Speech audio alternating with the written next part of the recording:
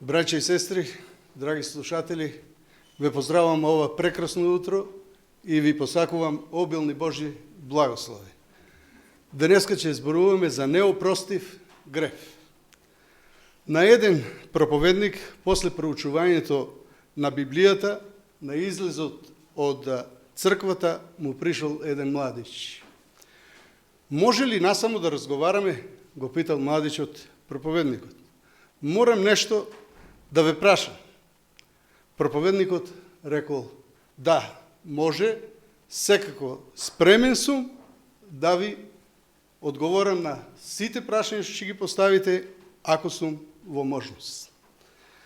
Момчето рекло, како да ве прашам, како да ви кажам? Ме мачи нешто дека сум направил неопростив грев. Мислам дека сум сторил неопростив грев према Светиот Дух. Што е уствари неопростив грев? Се прашам дека сум го сторил тоа многу и многу ме мачи. Мислам дека сум сгрешил на Светиот Дух. Многу луѓе ги мачи ова прашање за неопростив грев. Што е тоа уствари? Дали особата што го начинила гревот е свесна за својот грев? За неопростив грев постојат разли мислења, браќа и сестри. Некои мислат, ако го вреđат Бог, дека е неопростив грев. Може ли Бог да му опрости на човек кој вели, јас не те признавам? Те нема и не постоиш воопшто ни на небото, ни на земјата. Не верувам воопшто дека те има. Дали е неопростив грев ако некој се откажи од Бог иако верува? Апостол Петар е еден од тие кој се одрекол од Бог. Тоа се случило додека Исус бил испитуван во Пилатовата судница. Дури се колнел дека и не го познал. Додека една жена галилејка го питала, зар не си и ти еден од Исусовите ученици? Знам дека си. Тврди дека знае дека е и он. Но Петар упорно се одрекува од Исуса и кажува, не го познавам. Меѓутоа, еден Исусов поглед му го скршило срцето. И тој заминал од судницата, надвор, излегол и му го предал своето срце, се покајал од душа и од срце пред Бога и Господ му го простил. Спрема тоа, одрекувањето не е неопростив грев. Некои луѓе сматрат дека убиството е неопростив грев. Меѓутоа, во Библијата наоѓаме или може да најдеме повеќе примери, а еден од тие примери е човек кој со убиство направил грев, а пак на крајот му е простено. Тоа е примерот со цар Давид, кој Урија го пратил во првите борбени редови. Давид тоа така го направил за да Урија биде убиен во таа борба и за себе да ја земи неговата жена Вицавеја. Во Светото писмо пишува и за апостол Павле дека пред да се обрати вршел убиства. Тоа ќе го прочитаме од Дела апостолски,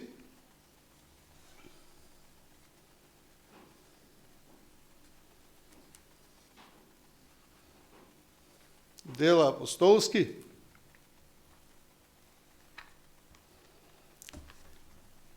9 глава, 1 стих. А Савле, дишејќи уште се застрашуваше со застрашување и убиства против учениците на Господа, дојде кај првосвещеникот. Значи, и апостол Павле вршел убийства. И апостол Павле и цар Давид, еден од Новиот Завет, другиот од Стариот Завет, за кои покасно станале понизни пред Бога и станале Божји слуги. Гревот му бил опростен. Значи ни убиството не е неопростив грев. Дали е можеби прељубата неопростив грев? Може ли да му се опрости на човек или жена кои се неверни на својот брачен другар или со таква постапка го запустиле својот дом или другиот дом или другото семејство? Да го уништиш бракот на еден дом или едно семејство е голем грев. Прељубата на луѓето му донела многу страдање. Илјади и илјади домови се запустени од прељуба. Илјади и илјади деца кои страдаат ради овие бракови кои се раздвоени. Но Библијата кажува дека Бог и овој грев може да го опрости. Така да Давид направил прељуба, ама покасно се покајал и му било опростен. Ќе прочитаме стихови од Псалм 32,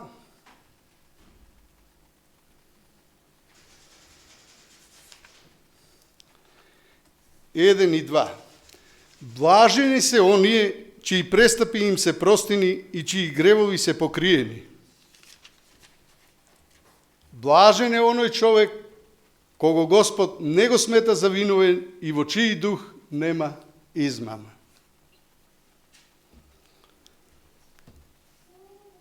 Значи питањето или прашањето и понатаму останува: ако ни одречувањето од Бога, ниту убиството, ниту прељубата е неопростив грев, тогаш што е можеби неопростив грев? Можеби самоубиството. Многу мислат дека самоубиството е неопростив грев. Нели нема прилика за да се покае. Меѓутоа во Библијата наоѓаме за еден грев таков што го сторил Самсон. Самсон си го одзема живот во незнабожички храм, туркајќи ги столбовите, тие паѓат и тој погинува. Но и Самсон е ставен во великаните на верата, во оние кои ќе бидат спасени. Што значи и самоубиството е неопростив грев. Во книгата Судии,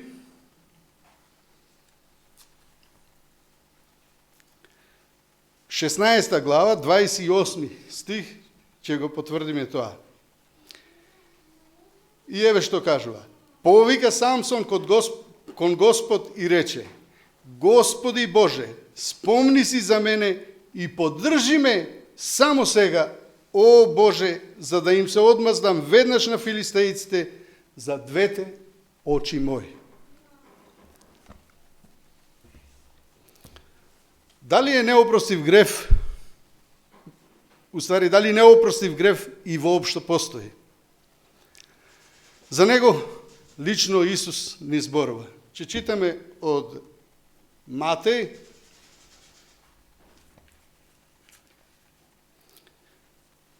12:31. Затоа ви велам, секој грев и хула ќе им се прости на луѓето, но хулата против Светиот Дух нема да им се прости на луѓето. Може да се прочита и 32 стих, тоа дома проверите си го, ќе видите. Што е тоа уствари неопростив грев? Према стихот 31 од Матеј, 12 глава, сите гревови се опростиви. И тоа е, браќи и сестри, добра вест и радост за човекот. Без обзир каков грев си направил, со вистинско покајување и искрено од срце, ако бараш од Бог, и Он ќе ти опрости. Христос секоја грешна душа ја чека со расширени раце и ја повикува. Христовата крв може секој грев да го очисти. Неопростив грев не е никаков поединечен грев или некој друг облик на грев. Напротив, гревот е степен на грешност кој настанува во човечкиот живот. Значи, тој не е поединечно дело, туку трајно одбивање на Светиот Дух. Значи, неопростив грев е упорното одбивање на Светиот Дух. Тоа е ситуација каде што Светиот Дух не може веќе да допре до човекот или до човечкото срце.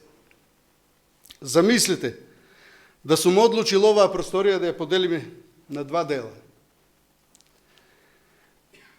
Од едната страна сте вие, од другата страна сум јас. И ги редам циглите постепено, се гледаме, се слушаме, но на крајот ми остануваат уште само 4 цигли. Сепак се слушаме, а не се гледаме доволно, се послабо се слушаме и ја ставам уште едната цигла. Видливоста ептен се намалува, а и послабо се слушаме.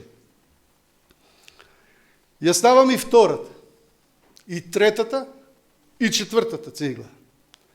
Сега веќе не се гледаме воопшто, а и не се слушаме. Неопростив грев не е првата цигла која сум ја ставил, него тоа е последната цигла.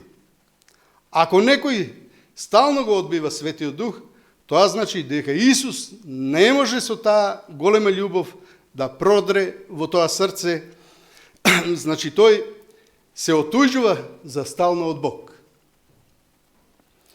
Во таква ситуација, таков човек не е во стање да го слуша Божиот глас. Ако не ја ставиме првата цигла, нема да ја ставиме ниту последната цигла. Тогаш нашиот однос со Исус ќе биде чист и отворен. Светиот Дух ќе може да делува на нашиот ум. Уствари, што му е работата на Светиот Дух? За да сватиме што е неопростив грев, неопходно е да знаеме како делува Светиот Дух во човечкиот ум. А ако тоа не го знаеме, нема да знаеме ни како треба да соработуваме со него. Што му е работата на Светиот Дух? Ќе прочитаме од Евангелие по Јован 16,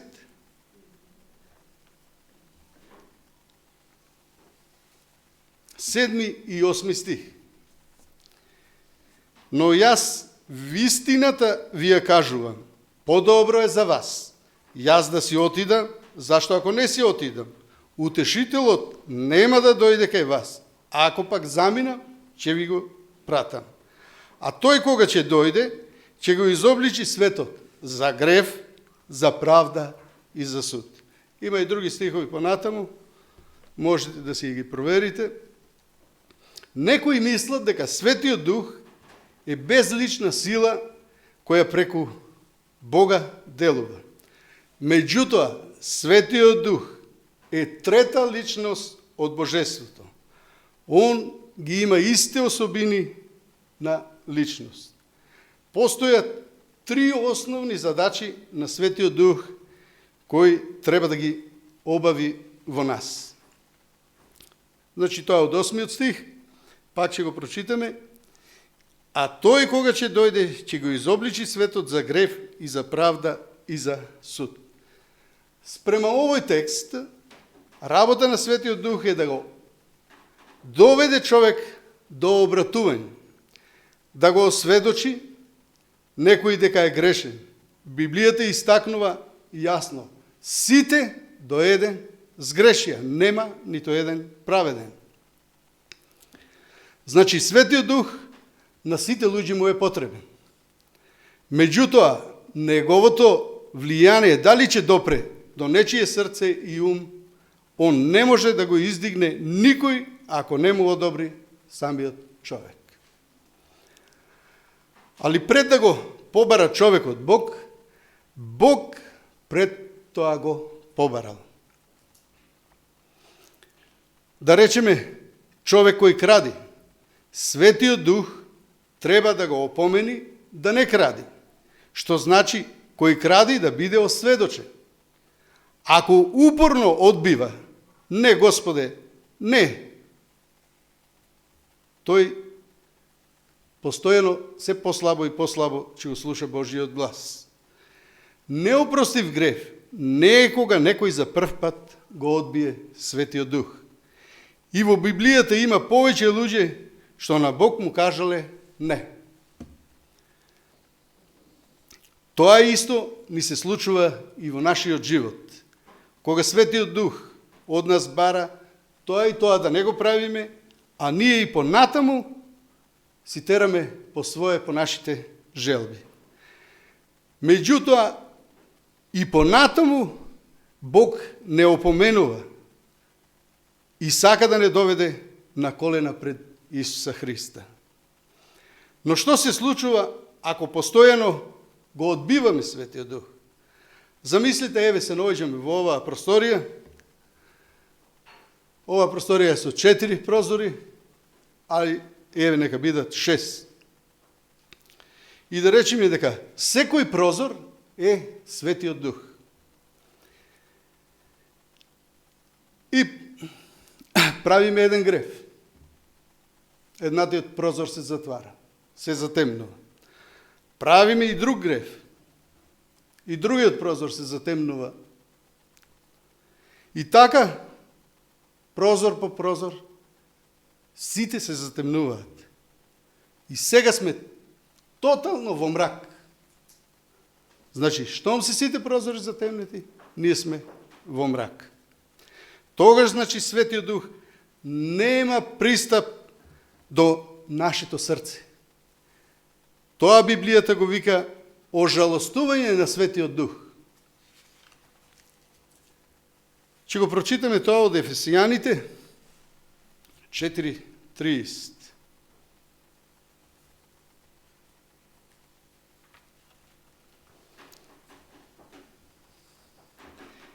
И не оскрбувајте го Светиот Дух Божи со кој сте запечатени за денот на откупувањето. Значи, Светиот Дух може да се ожалости, браќа и сестри. И исто како и ние, кога сме ожалостени од нашиот сопруг или од нашата сопруга и од нашите деца. Кога Светиот Дух не повикува, тој не упатува на вистината. Ќе прочитаме од Евангелие по Јован, 12, уствари 16 глава, 13 стих.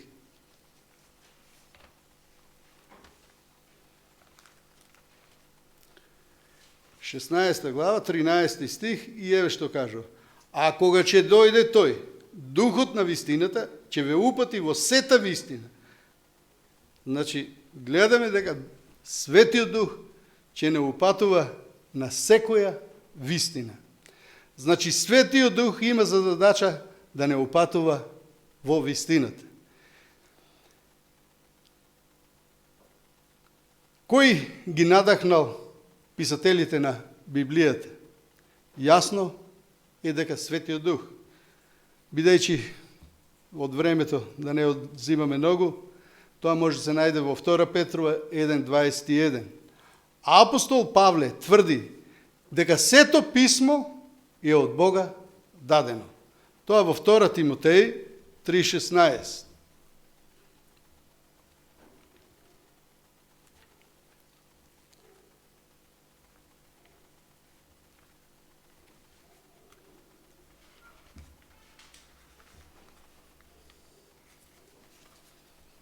Втора Тимотеј 3:16.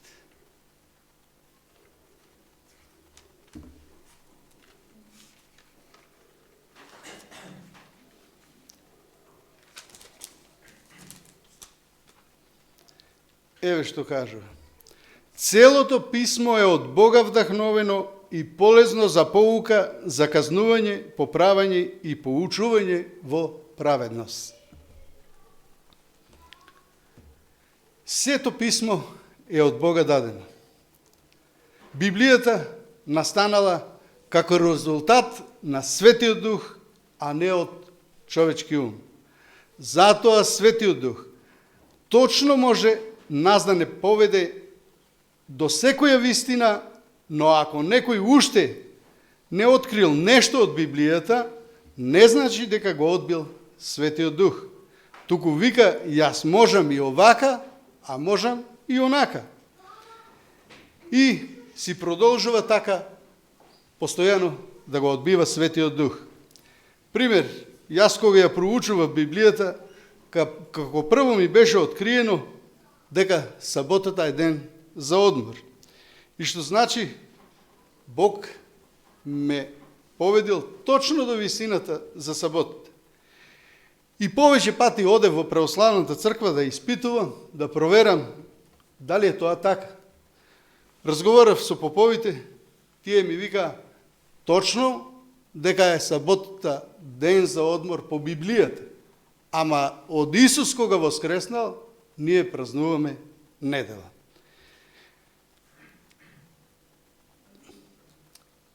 Кога открив и видов дека сум во грешка и дека грешно живеам, одма ја прифатив саботата да ја празнувам. Благодарејќи му на тоа, на Бог и на Светиот Дух. Може би некој ќе те праша, значи човек, ако ја знае саботата за одмор, а не празнува сабота, дали е тоа неопростив грех?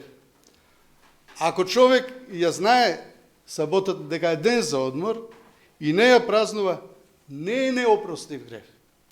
Но тој човек и понатаму, ако Бог му открива и други работи, пример, не јади свинско, и тоа го одбие, и друго нешто, ако Бог му открие, и тој сал ги одбива тие работи, значи едноставно го ожалостува Светиот Дух и веќе Бог нема пристап до тоа срце.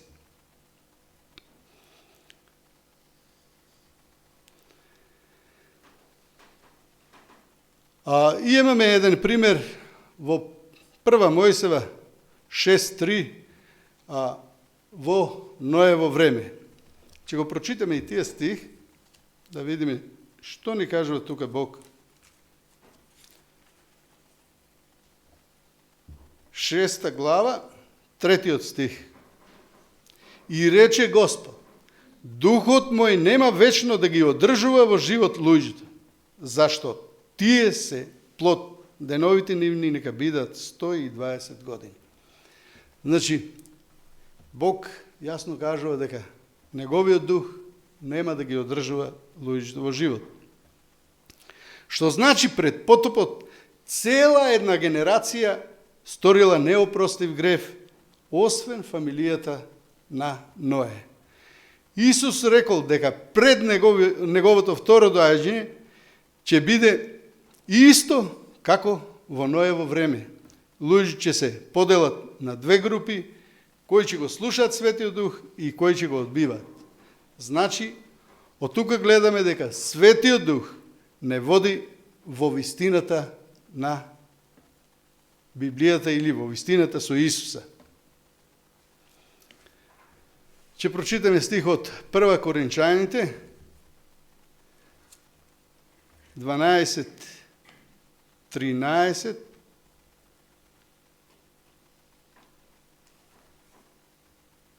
Прво послание до Коринчаните 12:13. И еве што кажува. Зашто преку еден дух сме крстени сите во едно тело, било јудејци или елини, било робови или слободни, и сите сме со еден дух напоени.